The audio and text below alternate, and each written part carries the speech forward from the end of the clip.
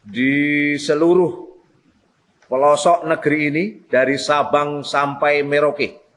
Semua yang mendengar siaran ini, baik siaran langsung maupun nanti siaran relay yang akan dilakukan oleh banyak channel. Semoga kebahagiaan selalu bersama Anda. Semoga semangat perjuangan tidak pernah padam dalam diri yang ada di sini. Takbir. Takbir. Dan juga semoga semangat perjuangan tidak lekang oleh waktu pada seluruh rakyat Indonesia yang tidak menginginkan penjajahan terus hadir di negeri ini. Setuju? Setuju. Oke. Saya akan sedikit mereview, baru kemudian masuk pada poin yang saya ingin sampaikan. Ada dua yang sangat penting yang saya ingin review. Yang pertama adalah bahwa pemindahan ibu kota dari Jakarta ke Kalimantan Timur, Penajam Pasir Utara dan sebagiannya di Kutai Kartanegara, ini syarat kepentingan para oligark. Sudah clear. Dari mana itu? Pemindahan ibu kota negara ini nanti merupakan proyek yang syarat kepentingan para oligark, di mana para oligark ini diuntungkan dari beberapa bagian. Pertama, untung besar karena kompensasi lahan. Ini clear. Jadi kalau dikatakan 180.000 hektar sampai 256.000 hektar ini bukan lahan kosong-kosongan. Di dalamnya ada konsesi-konsesi. Kita udah terangkan kemarin tuh, siapa pemilik konsesi di ring 1, siapa pemilik konsesi di ring 2. Nama-nama sudah disebutkan sana, langsung saja buka di final report yang dikeluarkan oleh Koalisi Bersihkan Indonesia. Tadi sudah ditantang oleh Bung Kozinudin, kalau tidak percaya buktikan, balas apa yang ada di dalam final report itu. Silahkan, bantah yang ada di situ, jangan bawa ke yang lain-lain ya.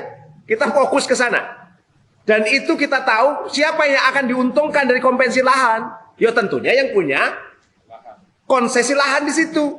Apakah konsesi terkait dengan izin usaha pertambangan 144. Kemudian yang terkait dengan izin usaha pemanfaatan hasil hutan kayu. Baik itu hasil ala hutan alamnya maupun hutan tanaman industrinya. Ada nama-nama yang sudah disebutkan Bung Kozinudin tadi itu. Ini harus dibuktikan. Dalam artian kalau mereka membantah, silahkan bantah sekarang ini. Silahkan bantah 56 nama tadi terlibat atau tidak. Kalau tidak terlibat, buktikan sekarang juga. Kami menduga mereka lah yang akan dapat untung besar dari kompensasi lahan ini. Takbir. Yang kedua, untung besar dari pembangunan berbagai sarana prasarana yang ada di sana. Tentu pemain pembangunan konstruksi yang ada di sana bukan pemain ecek-ecek dong. Tapi tentu pemain besar. Diduga kuat pemain-pemain besar. Inilah kontraktor-kontraktor besar. Pengembang-pengembang besar. Baik dalam negeri maupun luar negeri.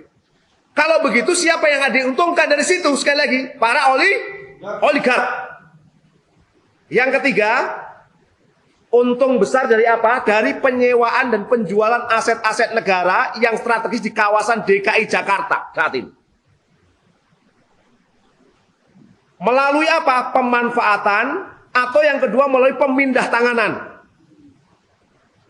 Tentu kita tahu bahwa pembangunan ibu kota negara ini membutuhkan anggaran. Salah satu peluang anggaran itu akan kemungkinan besar diambil dari penjualan aset-aset negara yang ada di Jakarta yang akan ditinggalkan.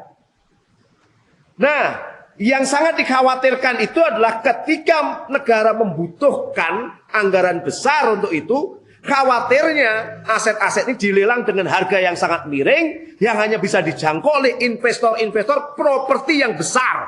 Sekali lagi, siapa yang diuntungkan? Oligark. Setuju? Setuju. Oke, silahkan pemerintah, rezim membantah soal ini. Sampaikan secara terbuka. Saya pikir kita harus membuka aset-aset ini dilelang dengan harga yang sangat miring, yang hanya bisa dijangkau oleh investor-investor properti yang besar. Sekali lagi, siapa yang diuntungkan? Oligark. Setuju?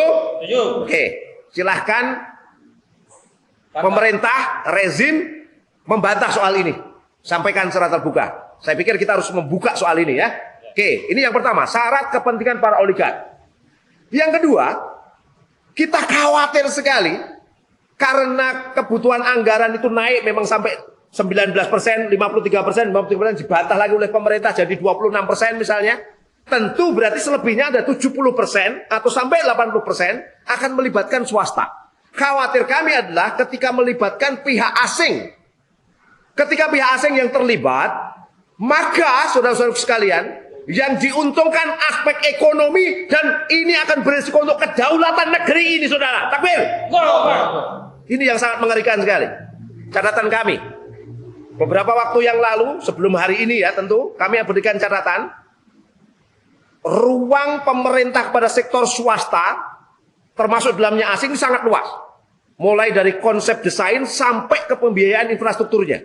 Misalnya, Menteri Koordinator Bidang Kemaritiman dan Investasi, Luhut Binsar Panjaitan, mengatakan telah memilih konsultan dari Cina dan Jepang untuk membantu pekerjaan desain awal. Desain saja butuh asing, Masya Allah. Ya. Kemudian yang kedua, pihak Amerika Serikat menurut Luhut Binsar Panjaitan sangat tertarik pada rencana Indonesia untuk memindahkan ibu kotanya ke Kalimantan. Berdasarkan keterangan Kementerian PUPR, Cina telah mencari peluang untuk merancang landscape perkotaan dan pengelolaan air. Sementara Amerika Serikat ingin membantu membangun infrastruktur seperti jalan dan jembatan. Jadi kalau kemarin ada yang bilang, oh ini hanya negara tertentu, Cina tidak, Cina ada masuk. Peluangnya akan masuk ke situ juga muncul. Amerika Serikat pun akan berpeluang di situ, dan ini yang menyampaikanlah Kementerian PUPR beberapa waktu yang lalu. Memang betul bahwa kemudian Menteri Investasi Bahlil Lahadalia itu menyampaikan bahwa pemerintah Uni Emirat Arab menyiapkan investasi senilai 10 miliar US dollar. Itu memang disampaikan. Menurut dia, komitmen investasi Uni Emirat Arab pada ibu kota baru ini akan masuk melalui lembaga pengelola investasi. Oke. Walaupun saat ini sepi, saya katakan. Sepi dari apa? Info lanjutan tentang hal ini. Sampai detik ini belum ada investor yang kemudian benar-benar memastikan ingin masuk. Investor asing yang ingin masuk ke sana. Tapi oke, kalaupun belum, ketika nanti gedung-gedung itu, infrastruktur itu, bangunan-bangunannya, berbagai aspeknya, anggap saja misalnya sampai 80% didanai oleh asing. Kira-kira kedaulatan kita ini di mana, saudara-saudara sekalian? Kira-kira kedaulatan kita itu tinggi atau rendah, saudara sekalian? Rendah. Kalau rendah, ini pengkhianatan atau tidak, saudara? Pengkhianatan tidak, saudara? Ini luar biasa menurut saya. Ini yang sangat mengerikan dalam konteks kita hari ini. Walaupun sekali lagi masih sepi, ada info, ada rumor yang berkembang bahwa para investor ini takut dengan turnover oleh Cina nantinya. Khawatir gitu loh. Nanti tiba-tiba disepak Cina yang masuk. Mohon maaf, kayak kereta cepat, kereta Cina. Kereta cepat, khawatirnya. Atau jangan-jangan memang tidak menguntungkan. Kalau tidak menguntungkan berarti kemungkinan proyek itu akan mangkrak. Kalau mangkrak siapa yang dirugikan, saudara? Rakyat. Siapa yang untung, saudara? Oligarki. Asing dan asing tentunya nanti. Oke, baik. Sekarang kita bicara skema pembiayaan. Ini yang sangat lucu. Di data Bappenas disebutkan, memang ini datanya clear banget. Di awal disebutkan bahwa APBN 19,2%. KPBU sistem ya, kerjasama pemerintah dengan badan usaha itu 54,6%. Kemudian swasta murni ini adalah 26,2%. Dalam perkembangannya ketika rame pansus lagi diskusi, pemerintah menaikkan 53%. Dalam perkembangannya ketika rame pansus lagi diskusi, pemerintah menaikkan 53%. Kemudian pemerintah bantah lagi. Enggak kok. Berapa? Di data website IKN disebutkan 26%. Ini kayak main-main gitu loh. Anggaran dibuat main-main. Makanya kapan waktu ada DPR yang mulai protes tuh. Protesnya apa? Nggak jelas nih anggarannya nih. Ya, anggaran untuk IKN ini nggak jelas. Waduh, gimana nih, Masya Allah ya. Untuk sebuah proyek yang sangat besar, kontribusinya yang tidak clear. Nah, saudara-saudaraku sekalian, poin yang ingin saya catatkan di sini begini. Kalau kemudian APBN itu mau sedikit mau banyak, anggap saja naik 53%. Kira-kira APBN kita itu biasanya isinya dari apa sih? Pajak. Kalau nggak pajak, utang. Kalau nggak pajak, utang. Oke. Maka kemarin muncul satu wacana dari Bu Sri Mulyani bahwa, mohon maaf, akan ada wacana dari rezim negeri ini untuk memberikan pajak khusus pada rakyat untuk pembangunan IKN. Ini kira-kira dolim tidak, saudara? Dolim tidak, saudara? Luar biasa. Kemudian kalau utang luar negeri, misalnya saja nambah utang kita sekarang udah berapa sih? Udah 6.700 triliun lebih. Nambah utang lagi misalnya tahun ini 500 triliun, nambah berapa? Berarti sudah jadi 7.000 triliun lebih. Nambah lagi nanti berikutnya. Sekarang pertanyaan, saya bayar utang sopo? Rakyat atau Jokowi, saudara? Rakyat atau DPR, saudara? Kalau rakyat berarti ini dolim tidak, saudara? Dolim, saudara sekalian.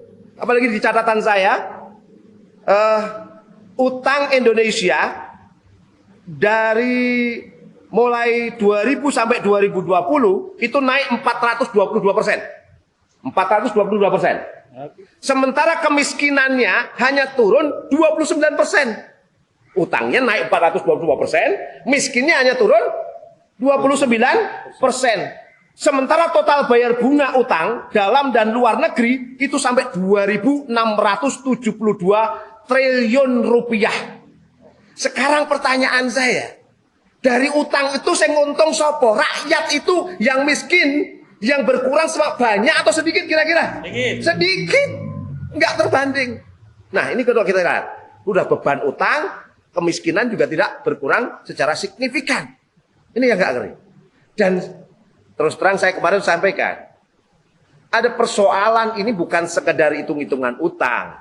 Persoalan ini tanggung jawab di hadapan Allah Subhanahu wa taala. Utang ini ada ribanya. Sementara riba itu, ya, itu yang paling rendah aja dosanya seperti menzinai ibunya sendiri. Itu hanya 2 dirham. Bayangkan kalau jumlah utangnya sampai ribuan triliun, kira-kira ini sebuah kedoliman yang sangat nyata tidak, saudaraku sekalian? Luar biasa ini. Sementara Allah Subhanahu melaknat yang semikian ini. Allah menghalalkan jual beli tapi mengharamkan riba. Kalau Allah sudah mengharamkan, maslahat atau madharat, saudara? Maslahat atau madharat, saudara? Kalau pemimpinnya sudah membuat madharat, ini kira-kira yang hancur rakyatnya atau DPR-nya, saudara? Rakyatnya. Udah, ini sebuah, ya Allah, na'udzubillah min dzalik. Sudahlah utang ribawi, Allah nggak ridho. Kemudian pajak mendolimi rakyat, Allah juga nggak ridho. Kira-kira rezim negeri ini diridhoi Allah tidak? Tidak. Allahu Akbar. Na'udzubillah min dzalik. Oke. Terus kemudian anggap saja Pak Agung, itu saya kurangi deh, APBN-nya nggak banyak-banyak, balik lagi 19%. Berarti sisanya berapa? 80% akan dibuka untuk investasi asing.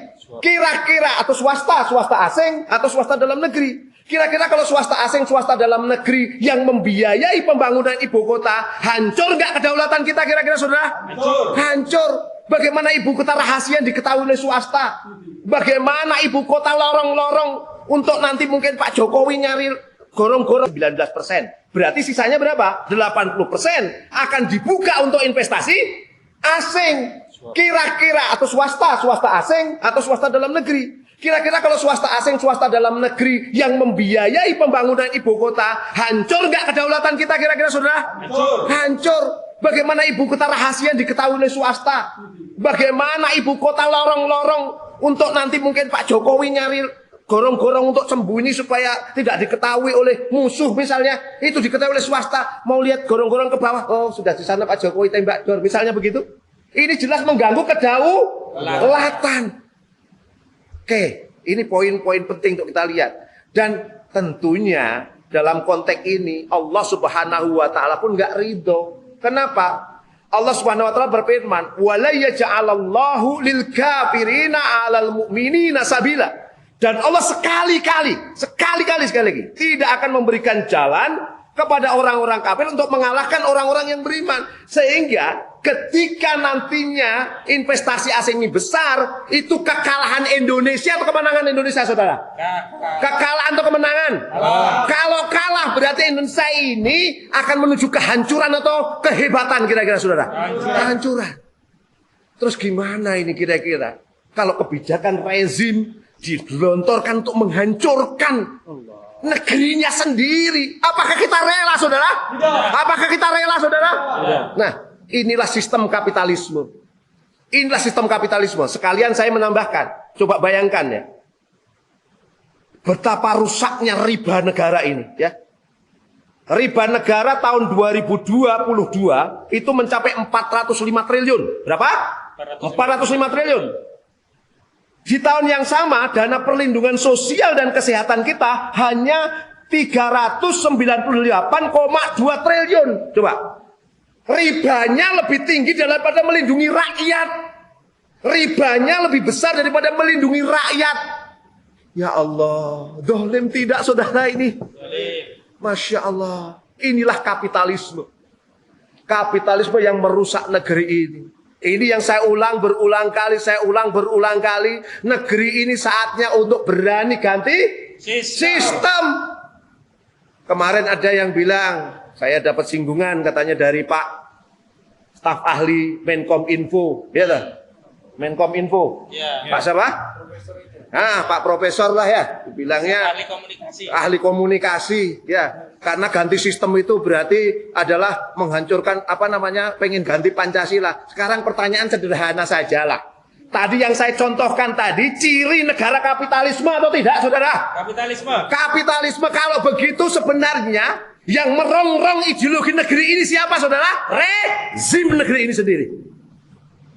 Oke. Oleh karena itu ini waktunya kita untuk mulai berubah hari ini. Mulai berubah serius untuk menata negeri ini. Sedikit saya memberikan dorongan dengan cinta saya yang paling dalam pada seluruh rakyat Indonesia, muslim maupun non-muslim. Sederhana saja. Kalau kita membaca lahan itu, Bang Gozin ya, lahan ibu kota negara itu dulunya kan hutan alam yang luas. Di bawahnya ada batu bara. Subur barang tambang yang luar biasa. Saya menyampaikan satu nas Kanjeng Nabi Muhammad sallallahu alaihi wasallam. An-nasu suraka'u fi salasin. Manusia itu berserikat dalam 3 hal. Alma, air. Wal kala, padang pengembalaan. Wan nar, api.